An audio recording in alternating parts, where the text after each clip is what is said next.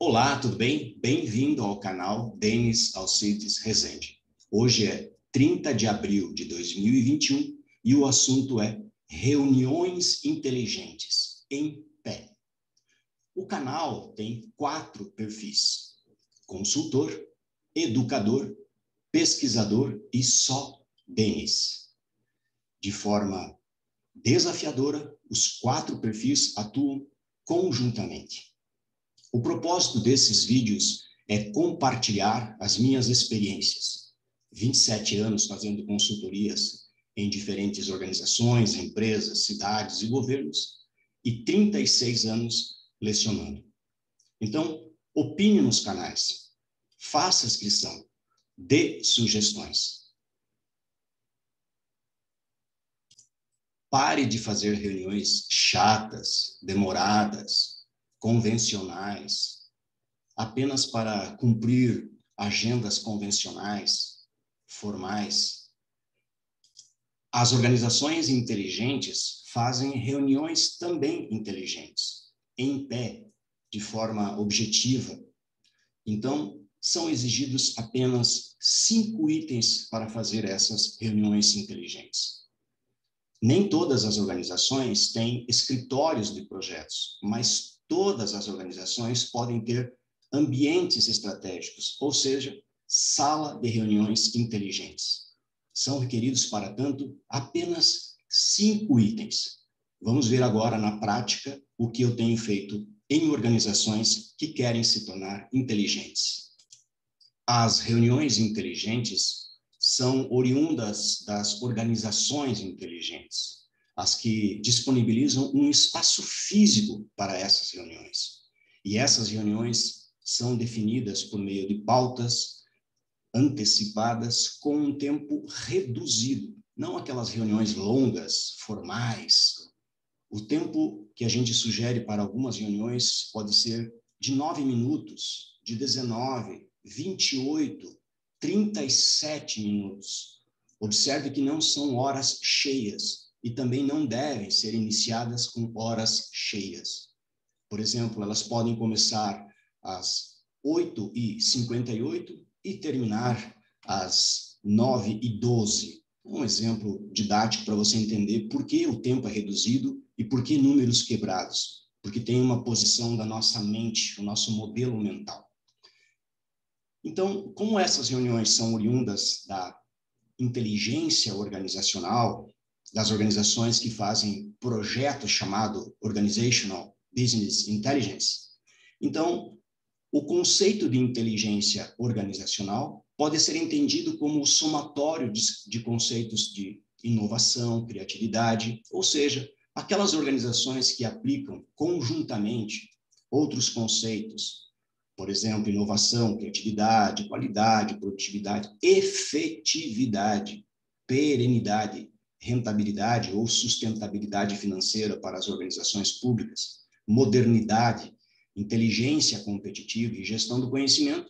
Poderia dizer, então, que essas organizações são inteligentes. Existem diferentes modelos para fazer essa gestão, tem na literatura, e eu explico num vídeo específico sobre inteligência organizacional. Então, para se fazer uma reunião inteligente, basta 5 itens. Quais seriam esses 5 itens? Primeiro deles, um espaço físico. Depois, uma prancheta, aquelas convencionais pranchetas mesmo, que a gente segura em pé, caneta, relógio e uma pauta, que ao final da reunião vai se transformar, então, numa ata assinada por todos naquele mesmo momento em pé. Então, observe que neste ambiente físico não tem cadeiras, não tem mesas, computadores, telefones, flipcharts, cafés e outros itens supérfluos, tomadores de tempo e de desvio de foco. Então, o primeiro item diz respeito ao espaço físico. Esse espaço físico pode até ser uma sala, mas pode ser um corredor, ou uma garagem, ou embaixo de árvores, ou no jardim. Ou seja, o primeiro item é ter um ambiente não convencional, que permita que as pessoas fiquem em pé. Inclusive agora, em tempos de pandemia, não muito próximos. Segundo item, além do espaço físico não convencional, é uma prancheta. Uma prancheta dessas convencionais, que teriam, então, folhas adicionais. Nessa prancheta, então, estará a pauta. E a pauta deve ter sido enviado antes da reunião. Então, a pauta enviada antes da reunião, já definido o grupo que vai participar dessa reunião, definido os assuntos, assunto 1, 2, 3, 4, com o início quebrado, nunca 8 horas ou 9 horas, sempre um pouco antes ou um pouco depois, né, como havia dito, 8h12, 7h58, 9h37, e com o horário de início definido e, principalmente, com o horário de término definido. Nada de passar do tempo pré-definido, que é uma questão de respeito ao próximo. Caneta, para que possa ser anotadas as decisões coletivas e que possa ser assinada no final da reunião. Então, a gestão participativa é a mais indicada para os trabalhos em grupo. Nem sempre nós sabemos trabalhar em grupo, seja em grupos familiares, quando precisa de um assunto importante ser discutido na família, nas empresas, nas organizações, nas cidades, nos eventos, nas comunidades. Então, a gestão participativa é a mais apropriada. E o nosso aprendizado define 4 papéis para trabalho em grupo. O primeiro papel é o gestor do trabalho. Recomendo que você assista o outro vídeo de habilidades do gestor. O segundo papel é o conteudista, que é responsável pelos assuntos e toma atenção e cobra das pessoas quando fogem dos assuntos da pauta em questão na reunião inteligente. O temporizador, porque como a pauta é dividida em assuntos e cada assunto deve ter um tempo pré-definido, o temporizador cobra o tempo disso. E o relator, quem escreve sobre as decisões. Então, esses 4 papéis são direcionados para os trabalhos em grupo.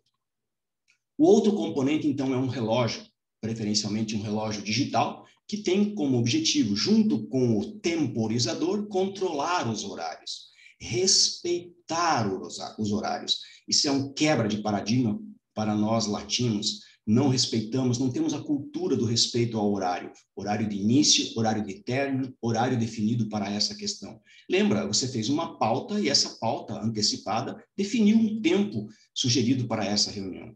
Claro, um cronômetro, então, pode facilitar. O outro item é a pauta. Como você tem a prancheta com a ata, no verso dessa ata tem a pauta com as decisões coletivas, com as soluções ou com alternativas e, eventualmente, providências que serão tomadas. Mas, muitas vezes, se discute numa reunião determinados assuntos que não têm informações ou que ficam pendentes. Então, define-se o que vai ser feito com aquele assunto até a próxima reunião, de forma profissional, objetiva. Posteriormente, essa pauta, que virou uma ata, pode ser copiada para um arquivo ou um software de gestão de documentos e, então, compartilhado com todos na organização. Então, assuntos e temas definidos anteriormente, com base em projetos, que é outra cultura que nós não temos de fazer projetos para tudo. O foco e o objetivo dessas reuniões inteligentes, qual seria, então? Ora, o foco está no determinado projeto em questão. Como tudo deveria ser um projeto, o foco daquela reunião é daquele referido projeto. Um projeto feito em empresas privadas, organizações públicas, governos, cidades e, eventualmente, em famílias, quando se tem um assunto relevante para se discutir em pé nessas reuniões inteligentes. O outro foco não é o negócio de ordem geral, são os produtos, os serviços, os projetos, ou seja, o core business, exatamente o que a empresa faz, o que se vende, entre aspas, ou o que se presta em termos de serviço. Recomendo sempre, tudo deveria ser projeto, esse é o foco. Então, agora eu vou fazer algumas reflexões adicionais. Eu espero, então, que tenha ficado claro para você a importância de se fazer reuniões estratégicas, ou seja, reuniões inteligentes. Pare de fazer essas reuniões chatas, enfadonhas e formais, aquelas, por exemplo, de lavar a roupa suja, reuniões inadequadas, que só tomam tempo e que não são objetivas. E muitas vezes, em algumas empresas, eu observei, logo após que termina a reunião, as pessoas voltam para o departamento e uma pergunta para a outra o que foi discutido, o que foi definido, e muitas vezes a resposta é, vamos esperar a próxima reunião. Então, são inadequadas esses tipos de reuniões. Então, lembre-se, é preciso ter um espaço físico não convencional, uma prancheta, tal como essa daqui, caneta para fazer as anotações, um relógio, preferencialmente um digital com um cronômetro, para cada assunto um tempo, e a pauta, então, que vai virar a ata formalmente definida na reunião. Isso é, sim, inteligente, de pé, de maneira rápida, objetiva e concisa. Os gestores precisam, e também as pessoas, de tempo para não fazer nada. E então é preciso ser tudo organizado. E reuniões inadequadas só causam danos. Agora, para concluir, eu vou fazer algumas reflexões adicionais. A primeira delas é que existem essencialmente, apesar de inúmeras pesquisas, 3 fatores motivacionais no trabalho, que é uma responsabilidade maior de quem é o gestor.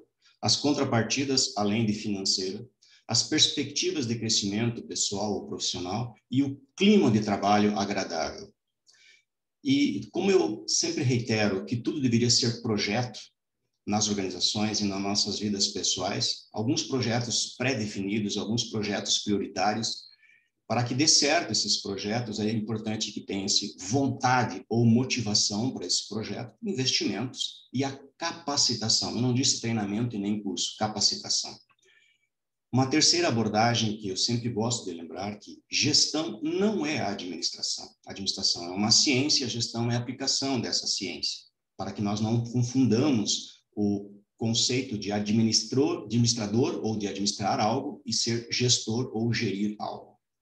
Então, existem diferentes técnicas para gerir projetos, dentre eles PMI, do Project Management Institute, que tem 5 fases, todo e qualquer projeto tem 5 fases, 10 áreas de conhecimento, mas isso já vem com base no PERC-CPM e no PODC da administração.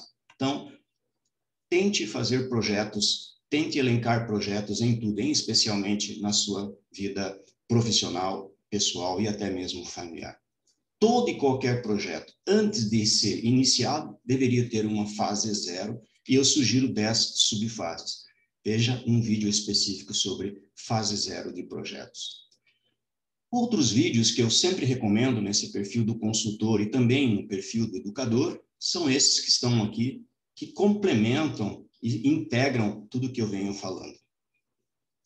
Então, qual é a conclusão que nós chegamos em relação a reuniões inteligentes? Se as reuniões não forem inteligentes, não forem estratégicas, não forem objetivas e, principalmente, não forem profissionais no papel aqui de organização, não faça. Mesmo agora que estamos em tempos de pandemia e algumas reuniões podem ser remotas. Mesmo as reuniões remotas podem ser feitas em pé, com pauta, com os 5 itens que eu havia comentado. Mais uma vez, muito obrigado por você assistir esse e os demais vídeos, seja do perfil consultor, educador, SODENES ou pesquisador. Por favor, compartilhe esses vídeos com quem você achar oportuno para que tenhamos empresas, organizações, governos e cidades mais adequados. Inscreva-se no canal, curta os vídeos, dê sugestões.